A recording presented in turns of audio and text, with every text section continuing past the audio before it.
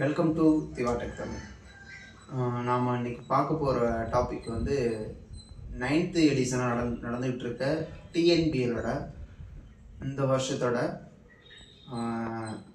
Players performance எப்படி இருக்குது, team performance எப்படி இருக்குது அப்படிங்கிறத பற்றி பார்க்கலாம். இப்போ நம்ம டிஎன்பிஎல் அப்படின்னு பார்க்க போனோம்னா, இப்போ உங்கள் ஐபிஎல் எல்லாருக்குமே தெரியும். டிஎன்பிஎல் வந்து நம்ம நிறையா பேருக்கு அதை கவனிக்கிறது கிடையாது. அதனால் இப்போ நம்ம எப்போ கவனிக்க ஆரம்பிச்சிருக்கோம்னா, ஐபிஎல்லில் வந்து சில பிளேயர்ஸ் வந்து பெர்ஃபார்ம் பண்ணியிருப்பாங்க. அப்போ தான் ஓகே இதெல்லாம் எங்கேருந்து வராங்க, நம்ம தமிழ் கமெண்ட்ரியில் கேட்கும்பொழுது தெரிஞ்சிருக்கும். இதெல்லாம் இந்த டிஎன்பிஎல்லேருந்து விளாட்றாங்க அந்த பசங்க, அப்படி பார்த்து எடுத்துகிட்டு வராங்க அப்படின்னு தெரிஞ்சிருக்கும். நம்ம டிஎன்பிஎல்லேருந்து வந்து இந்தியாவுக்கு ரெப்ரசன்ட் ஆகியிருக்க நிறையா பிளேயர்ஸ் இருக்காங்க. அதில் வந்து வாஷிங்டன் சுந்தர் இருக்கார், நடராஜன் இருக்கார், இப்போக்கி சாய் சுதர்சன், இன்னும் சாய் கிஷோர் இருக்காப்புல, இன்னும் நிறையா பிளேயர்ஸ் இருக்காங்க. அது மாதிரி நம்ம லோக்கல் அதாவது நம்ம டிஸ்ட்ரிக்ட் லெவலில் விளையாடுற பிளேயர்ஸ்க்கெல்லாம் இது ஒரு நல்ல வாய்ப்பு. ஏன்னா முன்னாடியெல்லாம் நமக்கு பிளேயர்ஸ் வந்து இப்போ நம்ம லோக்கல் ஆடுவோம், நல்லா பெர்ஃபார்ம் பண்ணுவோம், ஆனால் ஒரு இது இருக்காது, எப்படி போயிட்டு நம்ம எங்கே அப்ரோச் பண்ணுறது, என்ன ஏதுன்னு தெரியாது. இப்போ வந்து அதுக்கான வழிவகைகள் நிறையா இருக்குது. அப்படி பார்க்கும் பொழுது இப்போ வந்து ஈஸியாகவே நமக்கு டேலண்ட் இருந்தால் நல்லாவே மூவ் ஆன் ஆகிடலாம். அது மாதிரி தான் இந்த டிஎன்பிஎல் வந்து பிளாட்ஃபார்மில் வந்து அமைஞ்சிருக்கு. இது இங்கே மட்டும் இல்லை, இது மாதிரி ஸ்டேட் லெவலில் விளாட்ற எல்லா ஸ்டேட்லேயுமே இது மாதிரி மேட்சஸ், லீக் மேட்சஸ் நடந்துகிட்டு இருக்குது. அங்கங்கே இந்தியாவுக்கு நிறையா பிளேயர்ஸ் ரெப்ரசன்ட் பண்ணுறாங்க.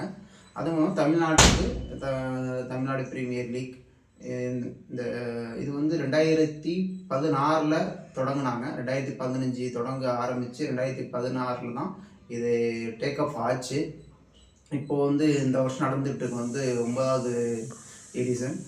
இந்த வருஷத்தில் 8 டீம்ஸ் இருக்குது, 8 கேப்டன் வந்திருக்காங்க. நிறையா டீமுக்கு புது கேப்டன்ஸே மாறி இருக்காங்க. அப்படி பார்க்கும் பொழுது சாய் சுதர்சன்லாம் இப்போ மேட்ச்சில் இல்லை.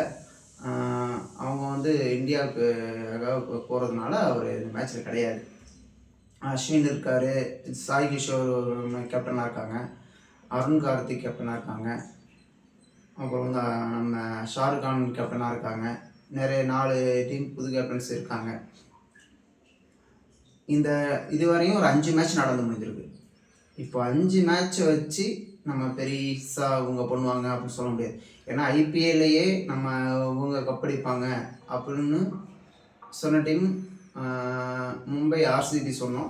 பட் வந்து ஆர்சிபி கப்பை வின் பண்ணிட்டாங்க.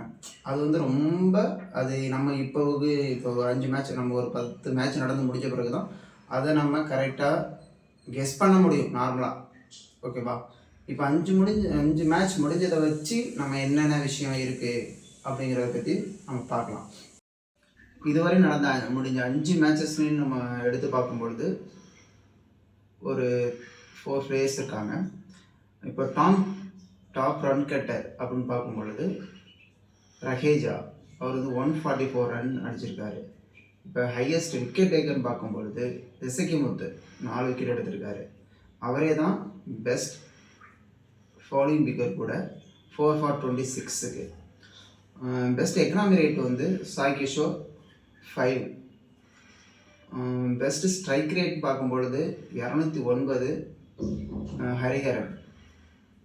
உங்களுக்கு பெஸ்ட் ஹையஸ்ட் ஸ்கோர் அப்படின்னு பார்க்கும்பொழுது 82 சிவம் சிங்.